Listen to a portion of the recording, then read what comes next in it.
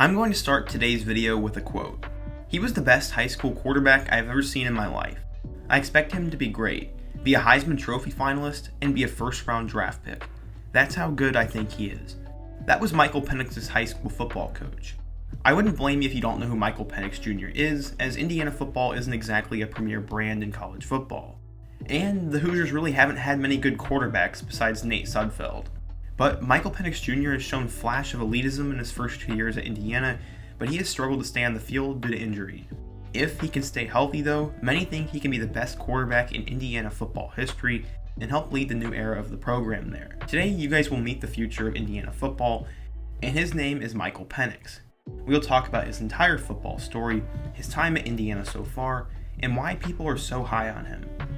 But first, be sure to like this video, as every time you guys hit that like button, it gives the video a better chance of getting in the algorithm, which means it gets recommended to more people, which means my videos and channel do better, and I can make more content for you guys. Be sure to share, comment your thoughts, and give me future suggestions, and stay until the end to help the video out. If you love college football, be sure to subscribe and hit that bell icon so you never miss another upload. I know you won't regret it. Before we get started, I love making these Meet the Future videos, so let me know a young quarterback or a big-time player coming into your program that I should do next. Now let's get started with the rise of Michael Penix. His very first steps were out there with his dad on the football field, which is pretty incredible. His dad, Michael Penix Sr., was a running back at Tennessee Tech before he came home to coach. His son, Michael Jr., would watch film with him, watch practice, hang out with the players, and learn everything he could about the game. He was throwing the ball around at 2 years old, and he was playing in leagues at 5 years old, and he always wanted to be a quarterback. Since then, Michael Penix has been finding the end zone ever since. He was a prodigy coming out of high school, a coach's son who could throw and run like no one had ever seen, and later on he was a high school sensation and the best player in the Tampa Bay metro area. He hates being labeled as a dual threat quarterback because he's a guy who loves to stay in the pocket and throw the ball under pressure. At his first high school his freshman year, he didn't get to play a whole lot as the offensive coordinator's son was played instead, and they were pretty angry about that, so they decided to transfer schools. Because that high school made every player earn it, Michael started the season as the third string quarterback. But literally a week into the season, the two guys in front of him came up to the coach and asked if they could switch positions because they said Michael had the best chance of making the team win.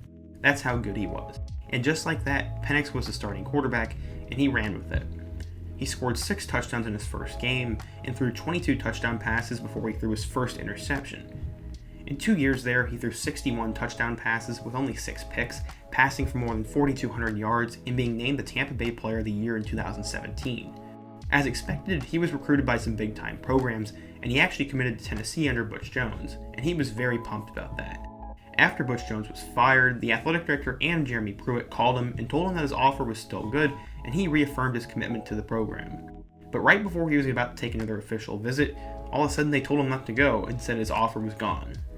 This was a very stupid move, and he was not alone, as Tennessee also pulled Adrian Martinez's offer, who is now at Nebraska, and I guess karma's gotten them back, as Jarrett Garantano has definitely struggled. Indiana recruited Penix very hard from the beginning, but it was going to come down to them and USF. Nick Sheridan was Indiana's quarterback coach at the time, but he was at Tennessee before, so Michael already had a good relationship with him. Indiana recruited him as hard as they could, and they wanted him terribly bad. Michael's dad wanted him to stay in state. Eventually, Florida and Florida State would get involved, but his dad wanted him to go to UCF. Penix Jr. would end up taking an official visit with Whop Phillier, Indiana's current star wide receiver, and they both decided Indiana was the place for them, and Penix committed to the Hoosiers. He was super pumped to get to Indiana, and he was a guy who was definitely flying under the radar despite his talent and his impressive offer list. 24/7 Sports listed him as a 3-star recruit, the number 21 pro-style quarterback, and the 548th best player in the class of 2018. Going into his Indiana career, the Hoosiers were under Tom Allen, and they were starting to become on the rise. But he would be the backup behind Peyton Ramsey and Arizona transfer Brandon Dawkins. Penix signed and moved away to Bloomington in January of 2018, and he went through spring practice with the team and would get a chance to play in 2 games in the 2018 season. He would take over as a starter during the Penn State game, and he actually looked pretty solid, but he would tear his ACL and he was done for the season. He finished his freshman year, completing 21 of 34 passes for 219 yards and 1 touchdown. He did look like the future of the program though, and Indiana almost beat Penn State, but the Hoosiers would have to keep on going with Peyton Ramsey for the rest of the season. Despite Peyton's success, the coaching staff knew the talent that Michael had, and he was named the starter going into the 2019 season. Many picked the Hoosiers to finish at the bottom of the Big Ten East, but I personally thought Penix was going to break out last year and Indiana was going to go bowling. In his first game against Ball State, he threw for 326 yards, including a 75-yard touchdown with 73 more yards on the ground. It was the second best performance for a freshman starter in school history, and he looked like he was going to be a big-time player. He would throw for 200 more yards and 2 touchdowns the following week against Eastern Illinois, but then he would struggle with injury. He was ruled out in their most important game of the year against Ohio State, but when he returned, he would bounce back. He would throw for 3 touchdowns in the air and rush for 1 more against Michigan State, but the Hoosiers lost a heartbreaker. He would throw 3 more touchdowns against Rutgers, and then his season was basically over as he struggled to stay healthy from then on.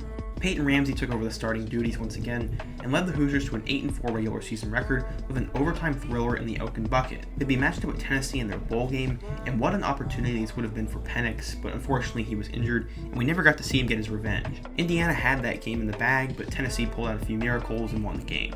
With injury issues, he still managed to throw for 1,394 yards and 10 touchdowns while showing some serious flash.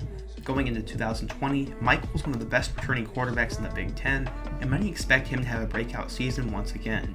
Indiana football is on the rise with Michael Penix and Tom Allen leading the way. Some think he can be an NFL player one day. With the Big Ten starting up in just about a week, Michael Penix had this to say at a press conference: "We're going to shock the world. I know we are. The Hoosiers haven't beat Michigan or Ohio State in 30 years, but Michael thinks that can finally end this year.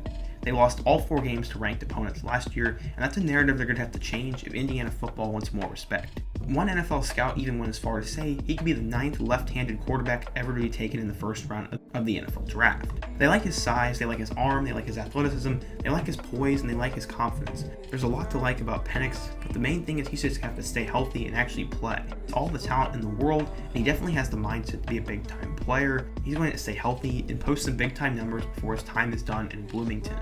As an Indiana football fan, I think Penix is in for a huge year, and I think he will be the best quarterback in school history when it's all said and done, but that is if he can stay healthy. I cannot believe he could have been a Tennessee Volunteer at one point, but I think he has found his home in the right place for him to be. And the joke's on Tennessee for pulling Penix and Adrian Martinez's roster, as they have now struggled with quarterback play tremendously. I hope you guys enjoyed today's video, and if you did, be sure to smash that like button so more people can find out about Michael Penix Jr., and so more people can see the channel. I love making these Meet the Future videos, so as a reminder, let me know what young quarterback I should do next down in the comment section, and also don't forget to subscribe if you're new. While you're at it, check out all my other Meet the Future videos, and until next time, peace, and go Hoosiers.